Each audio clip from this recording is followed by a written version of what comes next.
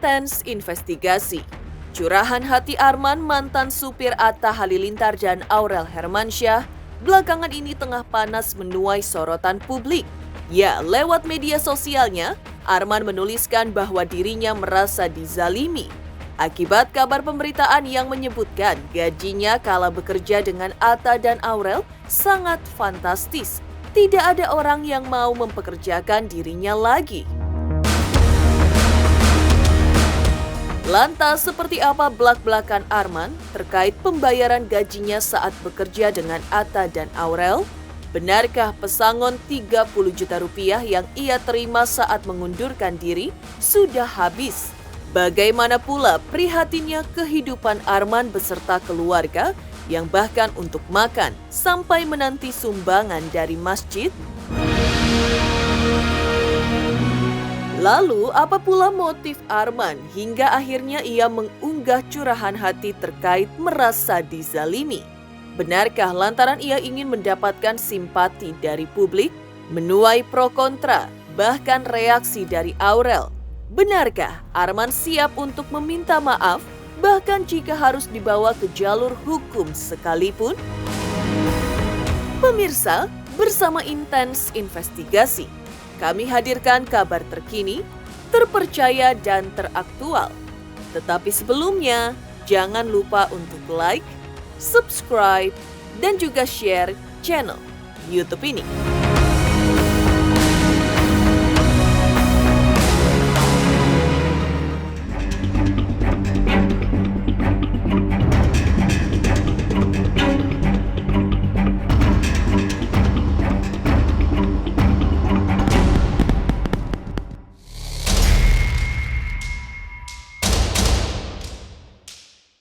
Niat hati ingin mencurahkan keluh kesahnya, Arman Sam, mantan supir Atta Halilintar dan Aurel Hermansyah, kini menuai sorotan panas publik.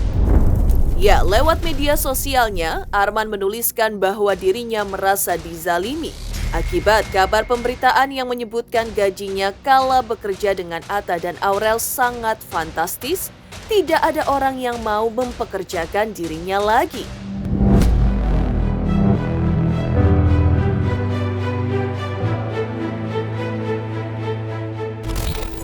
Ditemui oleh tim Intens Investigasi, Arman pun menceritakan yang sebenarnya terkait besaran gaji yang ia terima.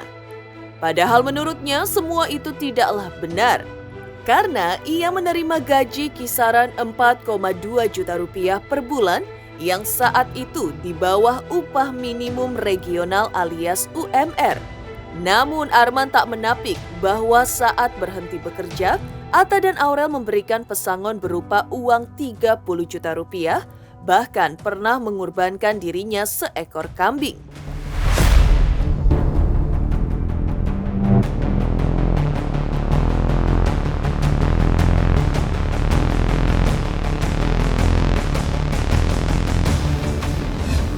Enggak UMR. Saya enggak UMR. Saya waktu itu mengajukan borong ya, saya bilang borong ke HRD-nya 5 juta. Terus dia bilang di sini nggak ada yang gaji segitu Pak Arman. Ya udah, yang penting saya kerja aja, yang penting saya kerja. Yaitu digaji ya 42 loh. Tapi perjanjian awalnya ada 42 gitu. Cuman yang saya kaget itu mungkin nggak tahu siapa katanya gaji saya itu fantastis sekali. Kalau untuk pesangon itu sebetulnya enggak ya, itu waktu itu gaji pokok aja tuh, gaji pokok. Tapi kalau gaji uang untuk modal dagang itu saya dikasih berapa? 30 harus. 30 juta. Dari Bang Atta? Dari Bang Atta. Untuk modal dagang. Modal dagang. Lalu saya pakai dagang, tapi karena di sini butuh istri saya keluarga saya butuh banyak uang ya untuk berobat istri saya. Istri saya kan tergantung obat sakit udah puluhan tahun gitu. Jadi untuk modal itu akhirnya kepake sampai habis. Nah, yaitu termasuk motornya juga kejual gitu untuk biaya. Untuk biaya istri ya, biaya hidup sehari-hari ini, karena kan saya nggak kerja. vakum ya, tingkat vakum selama ya 2 tahun itu. Jadi terjual gitu motor itu terjual. Kalau kambing kan itu korban. Saya dikasih korban sama Bang Atta. Tahun? Tahunnya mungkin ya 21 juga bukan nggak salah, iya. Di usianya yang sudah tidak muda lagi, kehidupan bukanlah sesuatu yang mudah untuk dijalani oleh Arman. Ia pun memperlihatkan kondisi tempat tinggalnya. Bersama sang istri tercinta, Arman tinggal di sebuah rumah tak layak huni di sudut kota Jakarta. Selain barang-barang yang ditempatkan sekenanya di hampir setiap sudut, bagian dapur dan kamar tidur rumah itu juga nyaris roboh lantaran tiang-tiang penyangga atap sudah lapuk termakan usia. Namun di tengah kesulitan hidup yang dialaminya, ia tetap berusaha berjuang untuk memenuhi kebutuhan hidup dan biaya berobat sang istri tercinta.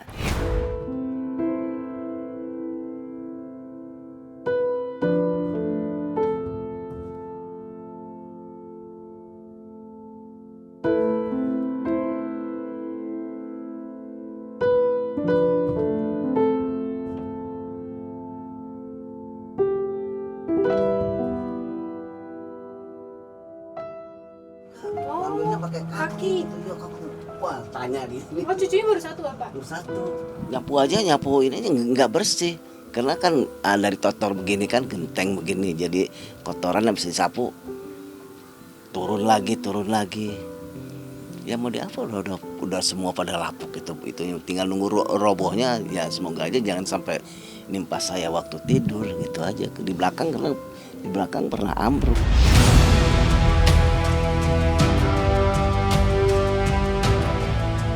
Tak lagi memiliki pekerjaan tetap sejak 2 tahun lalu, membuat kakek satu cucu ini harus bekerja keras mencukupi kebutuhan keluarga dengan berjualan kopi seduh keliling dengan sepeda sederhananya.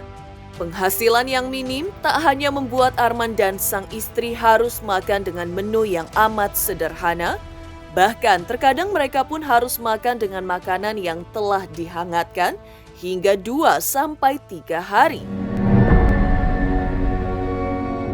Dan saat uang benar-benar tak ada, Arman dan sang istri pun harus bersiap berpuasa sepanjang hari atau menunggu bantuan makanan dari pihak masjid.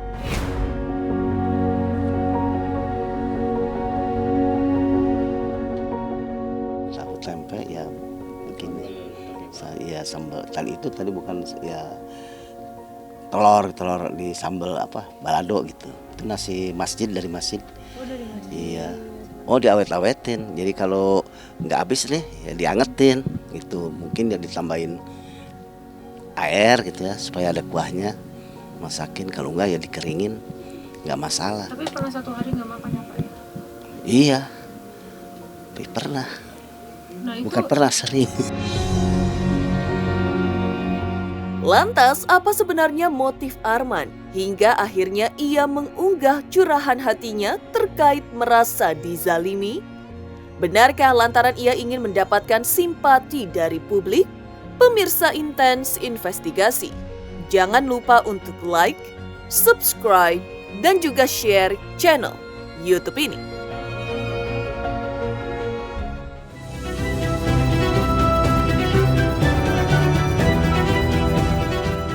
Halo, saya Marcel Radival, pesulap merah Indonesia. Aku mau ngucapin happy birthday atau selamat ulang tahun untuk Intens yang ke-4 tahun.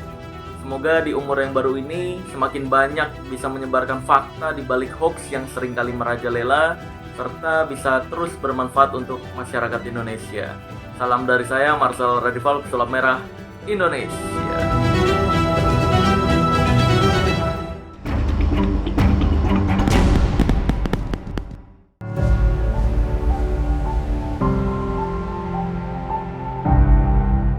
Getirnya kehidupan sudah puluhan tahun dirasakan oleh Arman.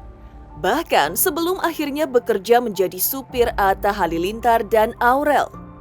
Di usianya yang sudah menginjak 70 tahun, ia pun hanya bisa pasrah karena sangat sulit untuk mencari pekerjaan.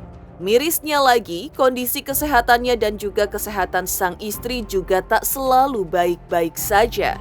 Kepada tim intens investigasi, Arman pun menceritakan terkait penyakit yang diderita sang istri.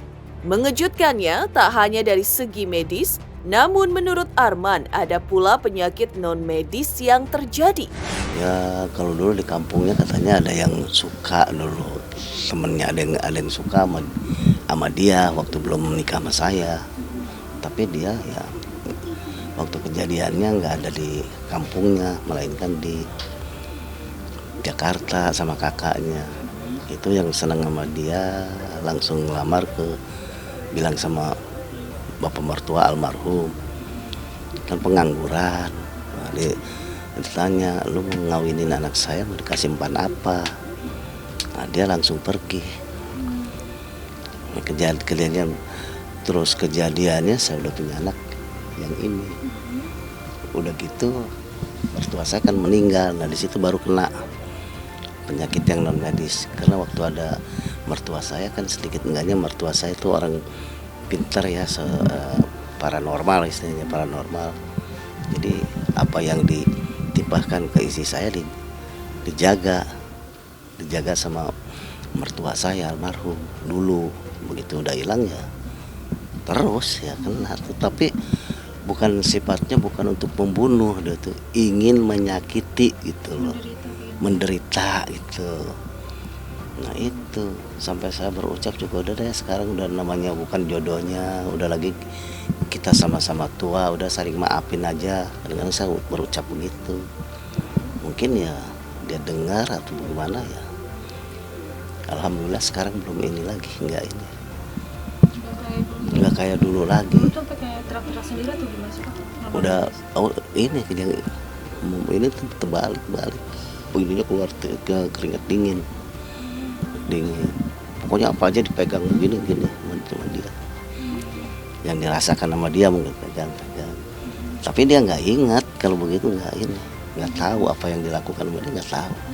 Dulu asma dia kena asma. Sekarang itu bahan apa? Suka beli uap untuk nguapin hidungnya, terus beli oksigen, udah siap. Tapi sekarang alhamdulillah yang namanya asma dia nggak ada. Cuman dia dirasakan di sini, seperti di lambung, seperti ditarik gitu. Maka suka mangap nahan sakit. Tapi dia nggak ngeluh walaupun dalam keadaan sakit. Turun ke dapur ya, ke belakang buang air. Kalau udah agak subuh dia masak tetap. Terus cuci pakaian. Nah itu semangat untuk itunya, tanggung jawab untuk pekerjaan tuh ada gitu. Makanya salut saya itu. Itu sayang sama saya. Cuma itu tadi, kenapa cobaannya itu berpuluh-puluh tahun dibarengi sama istri saya. Gitu. Kalau mau saya aja yang sakit, jangan istri saya. Usia udah 70 tahun. Udah untuk kerja itu sepertinya jauh harapan ada yang ngasih, kecuali keajaiban dari Allah. Pengakuan Arman yang merasa terzalimi pasca menjadi supir Atta dan Aurel tak pelak menuai pro dan kontra. Bahkan warganet yang menyebut bahwa Pak Arman kurang bersyukur. Arman pun memberikan klarifikasinya terkait curhat panasnya itu yang disebutkannya bukan ditujukan untuk sang mantan majikannya itu, melainkan kepada pihak lain yang menggembor-gemborkan berita soal gajinya yang selangit saat menjadi supir sang YouTuber.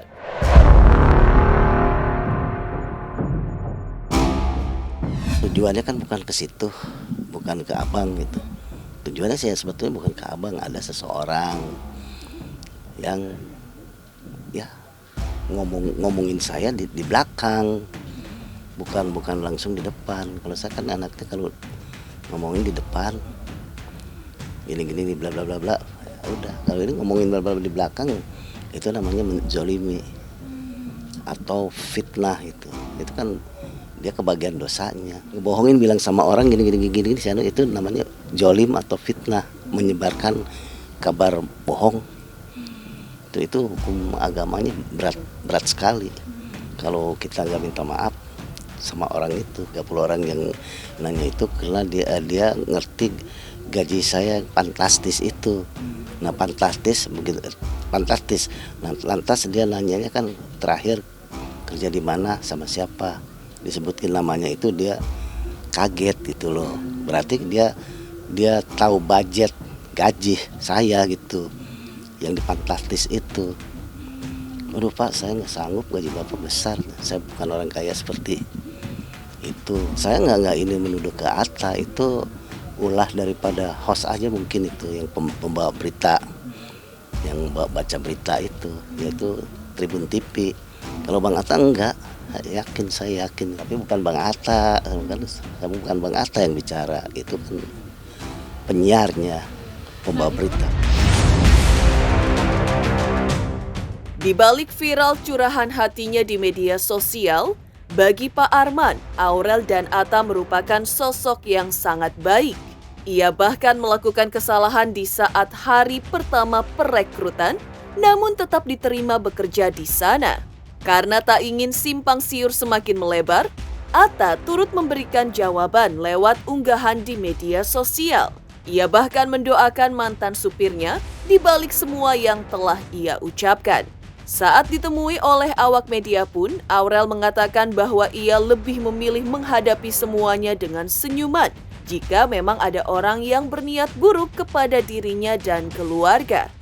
Biarin aja kan, kalau orang yang ada orang yang nyenggol kita ya kita balasnya dengan senyum aja. Kalau itu saya kurang tahu ya. Jadi saya kurang tahu, nggak pernah dengar gitu. Nggak pernah dengar. Kalau memang merasa takut, kenapa nggak dari pertama aja gitu. Kalau nggak pertama aja udah langsung nggak usah pakai gitu. Tapi ini setelah nggak ada saya ada ucapan gitu ya Allahualam, nggak tahu apa gitu. Waktu itu langsung udah itu bawa tim kreatif. Iya 2021 bulan Maret kalau saya sampai Maret Mei Juni ya. Juni op saya. Juni 2021 op. Iya. Dengan alasan? Ya saya mengundurkan diri karena ingin fokus ngurus istri saya yang sakit-sakitan. Itu ya sakit yang sakit supaya terkonsentrasi ke istri saya gitu. Menuai pro kontra, bahkan reaksi dari Aurel, benarkah Arman siap untuk meminta maaf bahkan jika harus dibawa ke jalur hukum sekalipun? Pemirsa Intens Investigasi, jangan lupa untuk like, subscribe, dan juga share channel YouTube ini.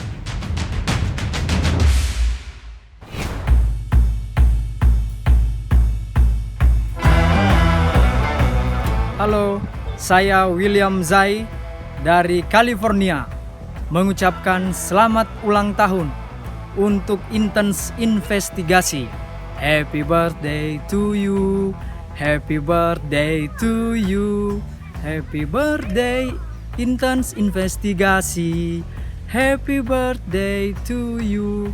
Semoga sukses dan jaya selalu.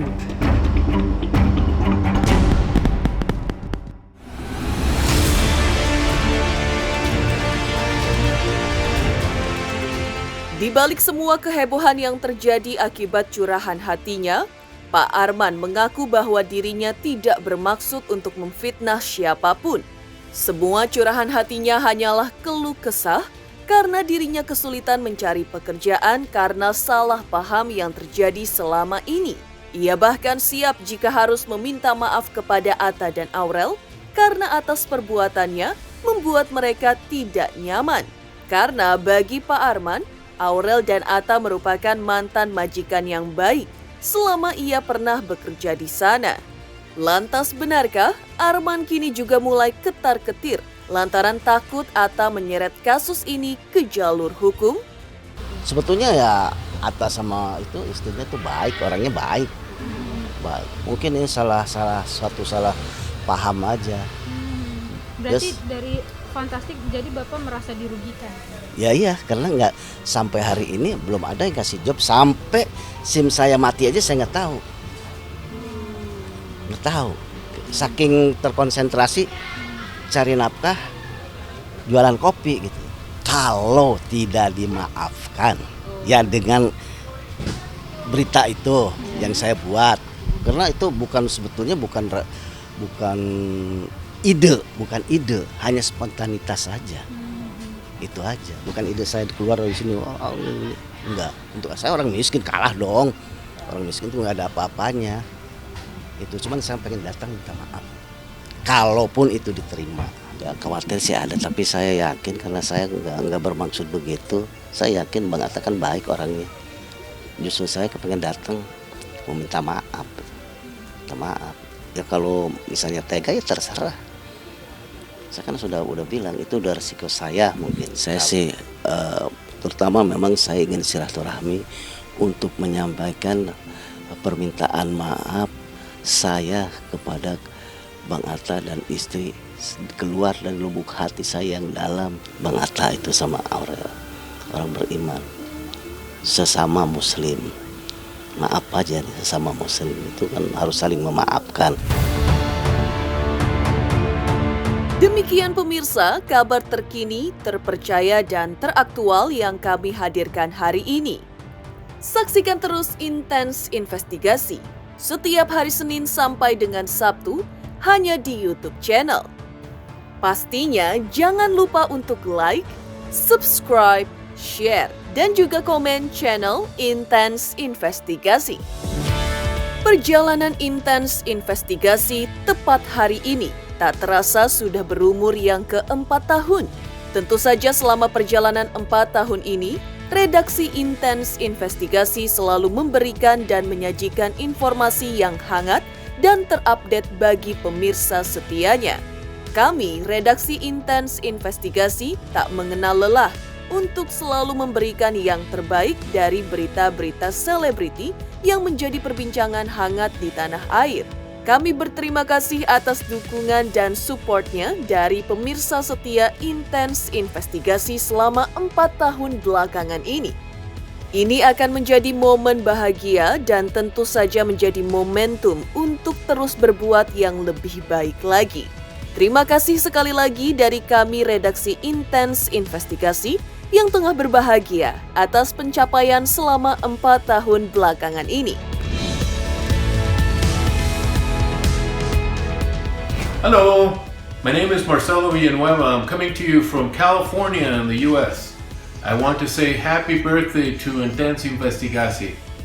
Happy birthday to you, happy birthday to you, happy birthday Intens Investigasi. Happy birthday to you. Good luck. Thank you.